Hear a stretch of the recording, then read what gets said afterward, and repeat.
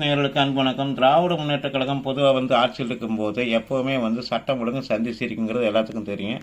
ஆனால் மக்களுடைய அதிருப்தி மேலோங்கி நிற்கிறப்ப அவங்க அதை திசை திருப்புறதுக்காக ஒரு விஷயத்தை கையில் எடுப்பாங்க. அதுக்கு பேர் தான் இந்தி எதிர்ப்பு, இந்தி திணிப்பு. அதைத்தான் இப்பவும் செஞ்சுட்டு இருக்கிறாங்க.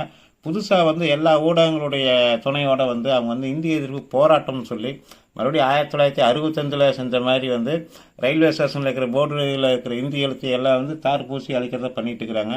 அது 1965, இது 2025. மக்களுக்கு இருந்த மக்களை சுலபமாக ஏமாற்ற முடிஞ்சிச்சு. இன்றைக்கி அப்படி இல்லை. செல்ஃபோன் வச்சுக்கிற ஒவ்வொருத்தருமே ஒரு சேனல் நடத்துறதுக்கு ஈக்குவலாக பண்ணிட்டு இருக்கிறாங்க.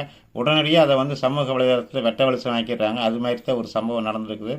அதாவது தென்காசி மாவட்டம் கடையநல்லூரில் இந்தி அழிக்க போன திமுககாரங்க இந்திக்கு பதிலாக இங்கிலீஷில் கை வச்சு தார் பூசி அழிச்சிக்கிறாங்க. இது பெரிய நகைச்சுவையாக மாறி இருக்குது.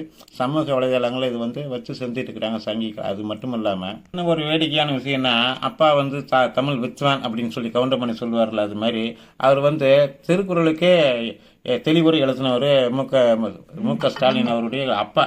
ஆனால் மு க ஸ்டாலின் எப்படி வாசிக்கிறாருன்னா, தாலி அரிப்பு சங்கரி பருப்புன்னு சொல்லி தமிழை தற்கொலை பண்ணிக்கிற ரேஞ்சுக்கு பேசுவார்.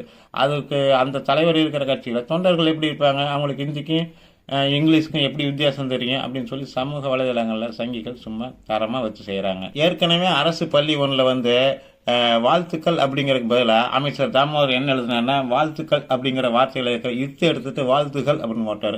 அமைச்சர் அப்படிங்கிறாரு, தலைவர் இப்படி இருக்கிறாரு. தொண்டை என்னன்னா இந்திக்கு பதிலாக இங்கிலீஷில் தார்பூசி அளிக்கிறேன். இது பேர திராவிட மாடல். திமுகவுடைய மூத்த தலைவர் கருணாநிதி நாடகம் போட்டார். தலைமாட்டில் ஒரு மனைவி, கால் மாட்டில் இணைவின்னு சொல்லி கடற்கரையில் போற நிறுத்துறதுக்காக, தமிழர்களை காப்பாற்றுறதுக்காக உண்ணாவிரதம் இருக்கிறேன்னு சொல்லி நாடகம் போட்டார். ஆனால் அது நம்புற மாதிரி நாடகம் போட்டார். ஆனால் மு க ஸ்டாலினுக்கு அந்த வித்தை தெரியல. எனவே இன்னைக்கு அதுவும் இல்லாமல் எதிர்கட்சியில் திரு அண்ணாமலை அவர்கள் பலமான ஒரு தலைவரை உருவெடுத்திருக்கிறார். திமுகவுடைய அராஜகம், நாடகம் எல்லாத்தையும் உடனுக்குடன் அம்பலப்படுத்திட்டு இருக்கிறாரு.